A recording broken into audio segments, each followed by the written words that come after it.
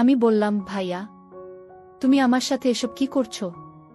ভাইয়া বলল, শিলা, তুই না আমার কাছ থেকে ভালোবাসা শিখতে চেয়েছিলি, এখন আমি তোকে ভালোবাসা শিখাচ্ছি। আজকে বাড়িতে কেউ নেই, শুধু তুই আর আমি। আজকে তোকে ইচ্ছেমতো ভালোবাসা শেখাতে পারবো। আমি বললাম, ভাইয়া ভালোবাসা কি এভাবে শিখতে হয়? ভাইয়া বলল, হরে বইন, ভালোবাসা এভাবে শিখতে হয়। এই বলে ভাইয়া আমাকে বৃষ্টির রাতে একা পেয়ে নির্জন রুমে ধাক্কা মেরে দিয়ে আমার সাথে যা করল তা শুনলে বন্ধুরা তোমাদের দাঁড়িয়ে যাবে। বন্ধুরা, আজকের গল্পটি খুব মজাদার হতে চলেছে। আশা করি গল্পটি শুনে তোমরা অনেক মজা পাবে। তাই তোমাদের নিকট আমার ছোট্ট একটি অনুরোধ, তোমরা দয়া করে আমার চ্যানেলটি সাবস্ক্রাইব করে আমাকে সাপোর্ট করো। আমার নাম শিলা। বর্তমানে আমার বয়স 21 বছর। বর্তমানে আমি একটি বিশ্ববিদ্যালয়ে MBA করছি। আজকে আমি তোমাদেরকে যে গল্পটি বলবো সেটি আমার অতীতের খুবই বেদনাদায়ক একটি বাস্তব ঘটনা। তখন আমার বয়স 12 কিংবা 13 হবে। আমার বাপ চাচারা মোট 2 জন। আমার বাবা ছোট আর আমার চাচা বড়। আমার এক চাচাতো ভাই ছিল, তার নাম ছিল রুবায়েত। আমার বাবা এবং চাচার মধ্যে খুবই মিল মহব্বত ছিল। মোট কথা হচ্ছে, আমাদের বাবা চাচাদের মধ্যে খুবই অন্তরঙ্গ সম্পর্ক ছিল। আমার বাবার কোনো ছেলের সন্তান ছিল না। আমরা 3 বোন ছিলাম। বোনের মধ্যে সবার ছোট ছিলাম আমি। আর এদিকে আমার চাচার কোনো মেয়ের সন্তান ছিল না। একটি মাত্র ছেলে রুবায়েত। সে ছিল খুব আদরের। ছেলেকে অনেক বেশি আদর করতেন আমার চাচা।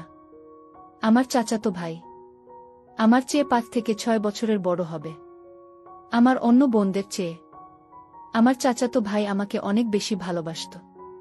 আমার প্রতি তার নজর ছিল ছোটবেলা থেকেই অন্যরকম। আমিও দেখতে শুনতে একেবারেই খারাপ ছিলাম না, মোটামুটি সুন্দরী ছিলাম। যে কারণে আমার চাচাতো ভাই, আমি যখন কোনো কিছু বুঝতাম না তখন প্রায় বিভিন্ন সময়ে খেয়ালিপনার ছলে আমার সাথে বাজে আচরণ করত। আমি এটাকে তেমন বেশি কিছু মনে করতাম না। আর ভাইয়া সবসময় আমার সাথে হাসি মুখে কথা বলত, আমাকে খুশি রাখার চেষ্টা করত। তাই আমি ভাইয়ার এসবে বিরক্ত হতাম না। আমার বয়স যখন 8-9 বছর, তখন ভাইয়া প্রতিদিন আমাকে দোকান থেকে মজা কিনে দিত। চিপস, বিস্কিট, চকোলেট আরও বিভিন্ন কিছু কিনে আমাকে দিত। আর শুধু আমার প্রতি অপলক দৃষ্টিতে ভাইয়া চেয়ে থাকত।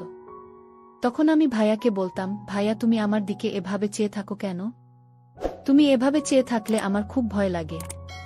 তখন ভাইয়া আমাকে বলতো, আরে লক্ষ্মী, হীরা, মানিক, কলিজা আমার, তোমাকে আমার খুব ভাল লাগে, যে কারণে আমি তোমার দিকে চেয়ে থাকি। মন চায় সারাদিন তোমার দিকে চেয়ে থাকতে। তুমি বোঝো না কেন সুন্দরী? তুমি আমাকে ভালোবাসবে। তুমি যদি আমাকে ভালোবাসো তাহলে তোমাকে আরো আরো অনেক বেশি চকলেট কিনে দেব। আমি তখন ভাইয়াকে বললাম, ভাইয়া ভালোবাসা কি? কিভাবে ভালোবাসে? আমাকে একটু শেখাবে? তখন আমার বয়স ছিল 8 থেকে 9। ভাইয়া আমার মুখ থেকে এরকম ধরনের কথা শুনে আমাকে বলল, হ্যাঁ সুন্দরী, তোমাকে তো আমি ভালোবাসা শিখাবি। তুমি আরেকটু বড় হও, তাহলে তোমাকে আমি ভালোবাসা শেখাতে পারবো। এখন তো তুমি ছোট, ভালোবাসা কি তা তুমি বুঝবে না। আমি বললাম, আচ্ছা ঠিক আছে ভাইয়া, তাহলে আজকে সন্ধ্যায় আমার জন্য অনেকগুলো মজা আনবে, কেমন? ভাইয়া বলল, ঠিক আছে ম্যাডাম, আজকে তোমার জন্য অনেকগুলো মজা নিয়ে আসব। তারপর ভাইয়া বাজারে চলে গেল। বাজার থেকে সন্ধ্যায় আসার সময় আমার জন্য অনেকগুলো মজা নিয়ে আসলো। মজা নিয়ে এসে আমাকে ডাক দিল, কিন্তু আমাকে ভাইয়া কোনোভাবেই মজা দিচ্ছে না। আমি বললাম, ভাইয়া আমার মজা কোথায়? তাড়াতাড়ি আমাকে মজা দাও। ভাইয়া বলল, এই দেখো তোমার মজা, কিন্তু তোমাকে আমি মজা দিব না। আমি বললাম, কেন ভাইয়া? আমি কি করেছি যে আমাকে মজা দিবে না? ভাইয়া বলল, তুমি কিছু করো নাই, কিন্তু তোমাকে একটা কাজ করতে হবে, না হলে আমি তোমাকে মজা দিব না। আমি বললাম, ভাইয়া কি কাজ? ভাইয়া বলল, এদিকে আসো, তুমি আমার কাছে আসো। কানে কানে বলি। ভাইয়ের হাতে মজার পুটলি দেখে তো আমার মন কোনোভাবেই মানছে না। আমি বললাম, ঠিক আছে ভাইয়া, আমি তোমার কাছে আসছি। তুমি আমাকে কানে কানে বলো, কেন তুমি আমাকে মজা দেবে না? তুমি তো আমার জন্য মজাগুলো এনেছ, তাহলে এখন দিবে না কেন? তারপর আমি ভাইয়ের কাছে গেলাম। ভাই আমাকে কানে কানে বলল, ম্যাডাম, কিছু পেলে যে কিছু দিতে হয়, তুমি যদি আমাকে একটি জিনিস দাও, তাহলে আমি তোমাকে এই সবগুলো মজা দিয়ে দিব। আমি বললাম, ভাইয়া, কি জিনিস? কি দিলে তুমি আমাকে সবগুলো মজাই দিয়ে দিবে? ভাইয়া বলল, এই যে দেখো, তোমার হাতের আংটি। এই আংটিটা যদি আমাকে দিয়ে দাও, তাহলে আমি তোমাকে সবগুলো মজা দিয়ে দিব। আমি বললাম, আচ্ছা ঠিক আছে ভাইয়া, এই নাও আমার হাতের আংটি। তারপর ভাইয়া আমার হাতের আংটিটা নিয়ে আমাকে সবগুলো মজা দিয়ে দিল। আমি সবগুলো মজা অর্থাৎ চিপস, বিস্কিট, চকোলেট আরও অনেকগুলো মজা নিয়ে নিলাম এবং সেগুলো খুব মজা করে খেলাম। এভাবেই চলছিল আমার জীবন, আমার পড়ালেখা। আস্তে আস্তে আমার বয়স বাড়তে লাগল। আমার যখন 12 কিংবা 13 বছর বয়স, তখন ভাইয়া কেমন যেন অদ্ভুত নজরে আমার দিকে চেয়ে থাকত। আমাকে বিভিন্ন জায়গায় ভাইয়া মোটরসাইকেল নিয়ে ঘুরতে নিয়ে যেত।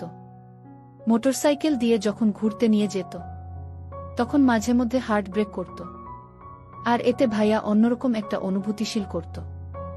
আমার তখন বাড়ন্ত বয়স, আমার সবেমাত্র ফুটেছে। আমিও ভাইয়ের সাথে যখন ঘোরাঘুরি করতাম, আমারও খুব আনন্দ লাগত, খুব মজা পেতাম। বন্ধুরা, আমার চাচাতো ভাই রুবায়েতকে আমি সত্যিই অনেক ভালোবাসতাম। এটা শুধু ভাই হিসেবে, কিন্তু প্রেমিক বা অন্য কিছু হিসাবে না। যেহেতু আমাদের কোনো ভাই ছিল না, আমার চাচার একমাত্র ছেলে মানে আমার আপন ভাই, এর চাইতেও আরও অনেক বেশি ভালোবাসতাম তাকে। কিন্তু তার ভেতরে যে এরকম একটা শয়তানি মতলব ছিল, আমি তো কখনো বুঝে উঠতে পারিনি। বন্ধুরা, তখন আমি ক্লাস 7ম শ্রেণীতে পড়ি, আর তখন ভাইয়া রাতে মাঝে মধ্যে আমাকে অঙ্ক করাতে আসত। একদিন আমাদের বাড়িতে কেউ ছিল না, বাড়িতে শুধু রুবায়েত ভাইয়া আর আমি ছিলাম।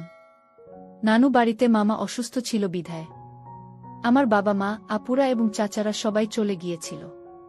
সেদিন আমার মা, বাবা, আপুরা এবং চাচিরা আসার ঠিক কিছুক্ষণ পূর্বে এমনভাবে ঝড় বৃষ্টি শুরু হয়েছিল, যে কারণেই তারা সেদিন আর আসতে পারেন নাই। ঝড় বৃষ্টির রাত, বাহিরে বিজলি চমকাচ্ছে, প্রচুর পরিমাণে বজ্রপাতের শব্দ শোনা যাচ্ছে। ভয়ে আমি খুব আতঙ্কিত হয়ে গেলাম। ঠিক এমন সময় ভাইয়া কোথা থেকে যেন দৌড়ে এসে বলল, শিলা চাচা চাচিরা কি এখনো আসে নাই? আমি বললাম না। ভাইয়া বলল, ঠিক আছে, তাহলে আমি যাই। আমি বললাম, না ভাইয়া, তুমি কোথাও যেও না, আমার খুব ভয় করছে। দেখো না কিভাবে বিজলি চমকাচ্ছে আর জোরে জোরে বজ্রপাতের শব্দ শোনা যাচ্ছে। বাড়িতে আমি একা, আমার খুব ভয় লাগছে ভাইয়া। ভাইয়া বলল, আচ্ছা ঠিক আছে, তাহলে আমি একটু ফ্রেশ হয়ে আসছি। আমি বললাম, আচ্ছা ঠিক আছে ভাইয়া, তুমি একটু তাড়াতাড়ি চলে এসো। আমি ভাইয়ের জন্য অপেক্ষা করতে লাগলাম। 3-4 মিনিট পরে ভাই আমার কাছে চলে আসলো। ভাইয়া এসে আমাকে বলল, শিলা, আজকে বাড়িতে কেউ নেই, শুধু তুমি আর আমি। আজকে তোমাকে আমি ভালোবাসা শিখাবো। তুমি বলেছিলে না আমাকে, ভাইয়া, আমাকে তুমি কি একটু ভালোবাসতে শেখাবে? তখন তোমার বয়স খুব কম ছিল, যে কারণেই তোমাকে ভালোবাসা শেখাতে পারি নাই। আর এখন তুমি মোটামুটি 13-14 বছরের যুবতী, এখন তোমাকে ভালোবাসতে শেখানো যাবে। তুমি বলেছিলে না শিলা, ভালোবাসা কি? ভালোবাসা কেমন? ভালোবাসা কাকে বলে? ভালোবাসা কিভাবে হয়? আজকে সারা রাত আমি তোমাকে সেই ভালোবাসার ক্লাস করাব শিলা। তুমি কি আমার সাথে ভালোবাসার ক্লাস করতে আগ্রহী? শিলা বলল, ভাইয়া, আমি তো তোমাকে অনেক দিন আগেই বলেছিলাম, আমাকে একটু ভালোবাসা শেখাও না। আমার ভালোবাসা শিখতে খুবই শখ, খুবই আগ্রহ, কিন্তু তখন তো তুমি আমাকে শেখালে না, আর এখন বলছো তুমি আমাকে ভালোবাসা শেখাবে। আচ্ছা ঠিক আছে ভাইয়া, আমি তোমার কাছ থেকে আজকে ভালোবাসা শিখব। ভাইয়া আমাকে বলল, শিলা, তোমাকে যদি ভালোবাসা শিখতে হয় তাহলে তোমাকে যে একটা কঠিন পরীক্ষা দিতে হবে। তুমি কি সেই পরীক্ষাটা আমার সঙ্গে দিতে পারবে? শিলা বলল, জি ভাইয়া, আমি অবশ্যই দিতে পারব। তারপর ভাইয়া তার পকেট থেকে মোবাইলটা বের করে বলল, শিলা, এই যে দেখো, তোমার ভালোবাসা শেখার প্রথম ক্লাস, প্রথম পর্ব, তোমাকে আমার মোবাইলে একটি ভিডিও দেখতে হবে। এই ভিডিওটির মধ্যে ভালোবাসার সূচনা পর্ব আছে। তুমি কি দেখতে আগ্রহী?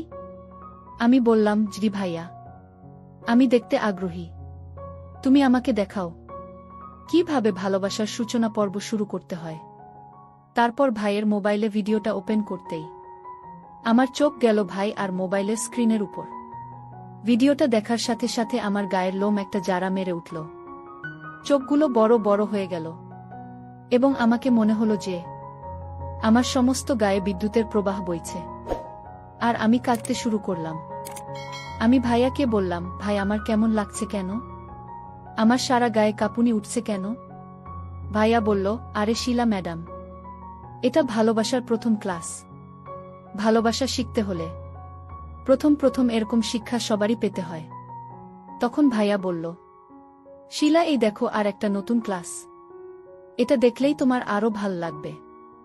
একবারে পরিপূর্ণ ভালোবাসা শিখে ফেলতে পারবে। আমি খুব মনোযোগ সহকারে 10 মিনিটের একটা ভিডিও ভাইয়ের সামনে খুব ভালো করে দেখলাম। দেখার পর আমার কেমন জানি শুরু হয়ে গেল। আমি অনুভব করলাম আমার অবস্থা খুব খারাপ হয়ে যাচ্ছে। কোনো কিছু পাওয়ার আকাঙ্ক্ষায় আমি বিভোর হয়ে যাচ্ছি। তখন ভাইয়াকে আমি বললাম, ভাইয়া আমি একটু ওয়াশরুম থেকে আসি। ভাইয়া বলল, না না শিলা, ভালোবাসার শেখার সময় ওয়াশরুমে যাওয়া যায় না। আমি বুঝতে পারছি তোমার অনুভূতি। তুমি ভালোবাসার প্রথম পর্বের সবেমাত্র পা রেখেছ। একটু পরেই ভালোবাসার পূর্ণ রূপ দেখতে পারবে। তারপর ভাইয়া আমাকে আরেকটা ইন্টারেস্টিং ভিডিও আমার চোখের সামনে তুলে ধরল। ভিডিওটি দেখে আমার অবস্থা আরও খারাপ হতে শুরু হল। ভিডিওটিতে এমন দুটি যুগল এমনভাবে তাদের কৌশল প্রদর্শন করছে, তা দেখে আমার চোখে মুখে যেন আকাঙ্ক্ষার জোয়ার বয়ে যাচ্ছে। ভিডিওটি দেখার সময় ভাইয়া আর আমি একসাথে মিলে দেখেছিলাম। এক মোবাইলে দেখেছিলাম। একটি হেডফোনের একটি স্পিকার আমার কানে ছিল, আরেকটি স্পিকার ভাইয়ার কানে ছিল। ভিডিওটি দেখে আমি যখন ভিন্ন কিছু সুখের আশায় ছটফট করছিলাম, তখন ভাইয়া আমার সাথে হঠাৎ করে আচমকা এক অদ্ভুত আচরণ করা শুরু করল। আমি ভাইয়ার এই আচরণ দেখে হতবাক হয়ে গেলাম, কিন্তু বাধা দেওয়ার কোনো ইমেজ পেলাম না। আমার কাছে মনে হয়েছিল আমি যেন ভিন্ন কোনো সুখের স্বর্গে ভাসছিলাম। তারপর হঠাৎ আমার যেন হুঁশ ফিরে এল। আমি দেখতে পেলাম ভাইয়া আমার সাথে খুব এলোপাতারি করছে। তারপর আমি ভাইকে বললাম, ভাইয়া তুমি আমার সাথে কি করছো? ভাইয়া বলল, শিলা তুই না আমার কাছ থেকে ভালোবাসা শিখতে চেয়েছিলি, এখন আমি তোকে ভালোবাসা শিখাচ্ছি। আমি বললাম, ভাইয়া ভালোবাসা কি এভাবে শিখতে হয়? ভাইয়া বলল, হরে বইন, ভালোবাসা এইভাবেই শিখতে হয়। এই বলে ভাই আমাকে বৃষ্টির রাতে একা পেয়ে নির্জন রুমে ধাক্কা মেরে ফেলে দিল। তারপর ভাইয়া এক ভয়ঙ্কর আচরণে মেতে উঠল।